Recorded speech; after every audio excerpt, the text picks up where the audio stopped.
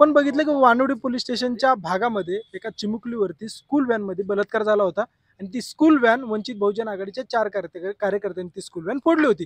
त्याच्यामध्ये धर्मराज लांडगे असेल, मिलिंद सरोदे असेल, विशाल वंजारे असेल आणि सचिन बडकवार या 4ही कार्यकर्त्यांनी ती स्कूल व्हॅन फोडली आणि स्कूल व्हॅन फोडल्याच्या नंतर डीसीपी आर राजा यांनी त्यांना कारवाई करण्यासाठी बोलवलं आणि कारवाई केल्याच्या नंतर त्यांना डीसीपी आर राजा यांच्याकडून एवढी बेदम मारहाण करण्यात आली की त्यांचे हात पूर्णपणे सुजले होते.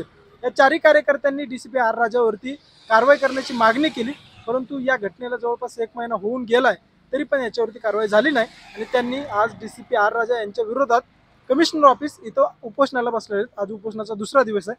दादा काय सांगाल नक्की हा जो काही डीसीपी आर राजा आहे त्यांनी जी काही मारहाण केलेली आहे त्यांच्या मारहाणीवरती आज तुम्ही दुसरा दिवस आहे उपोषणाचा, काय सांगाल?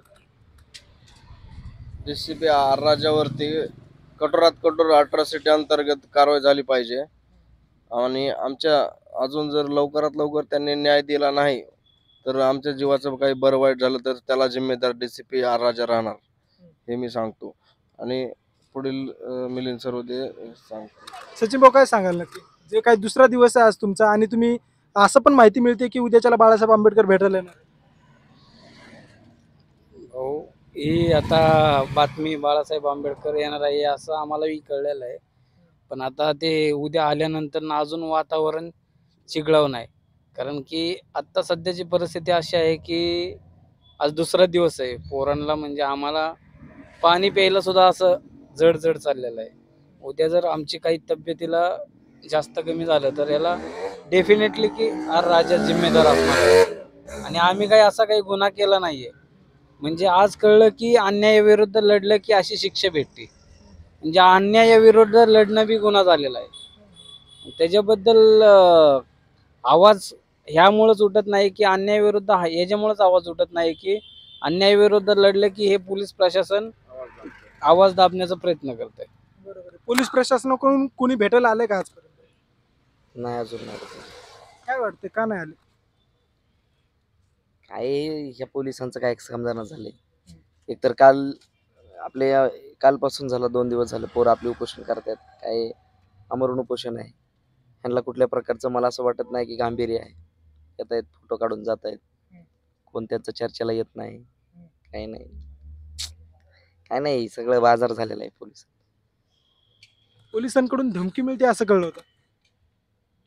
आता तर नाही धमकी भेटली. हम्म. उपोषणाच्या आदल्या दिवशी आधी 1-2 दिवस काय धमकी होती? आम्ही वंचित बहुजन आघाडीचे कार्यकर्ते आहे. आदरणीय बाळासाहेब आंबेडकर साहेबांचे आम्ही कार्यकर्ते आहे. स्थानिकचे पोलिसांचं असं म्हणणं आहे की तुम्ही जिथं बोर्ड तुमच्या पक्षाचे बोर्ड लावता, वंचित बहुजन आघाडीचे बोर्ड जिथे लावतोय ते बोर्ड सगळे आणले गेले बेकायदेशीर लावता तर तुमच्यावरती कारवाई करेन.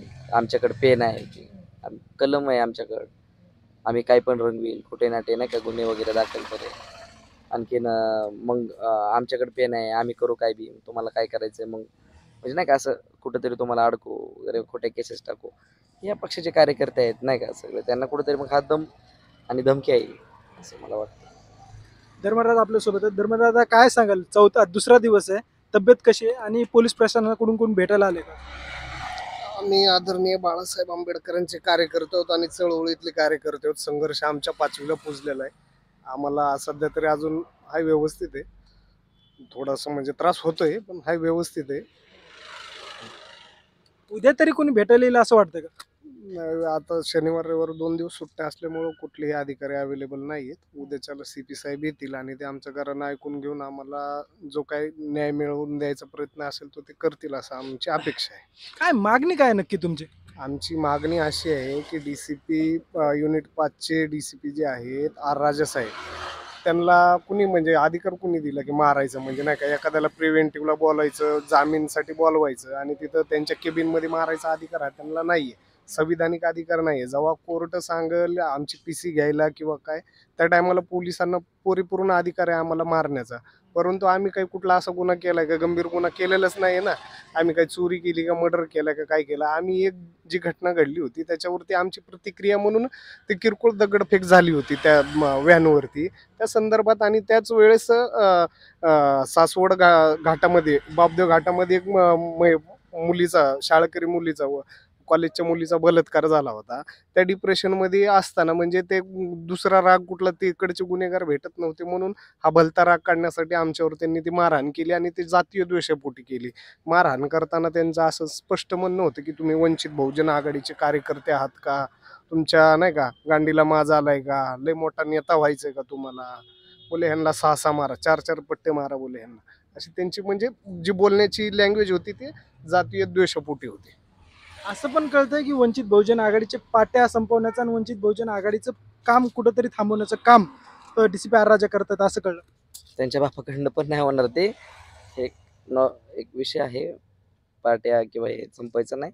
हा, कार्यकर्त्यांना कुठेतरी प्रेशराईज करायचं काम करतायत ते.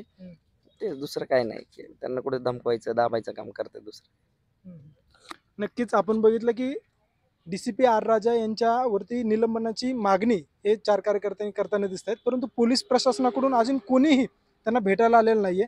कारण काय तर शनिवार रविवार असे सुट्टीचे दिवस आहेत आणि उद्याच्याला सोमवारी डीसीपी आर राजा आणि कमिशनर साहेब येऊन आमच्या मागण्या मान्य करतील असं त्यांना अपेक्षा आणि त्यांची इच्छा आहे. यावरती काय कारवाई करते पोलीस प्रशासन हे बघणं गरजेचं आहे. मी मेघराज गवारे आणि तुम्ही बघता झिरो रिपोर्ट. धन्यवाद.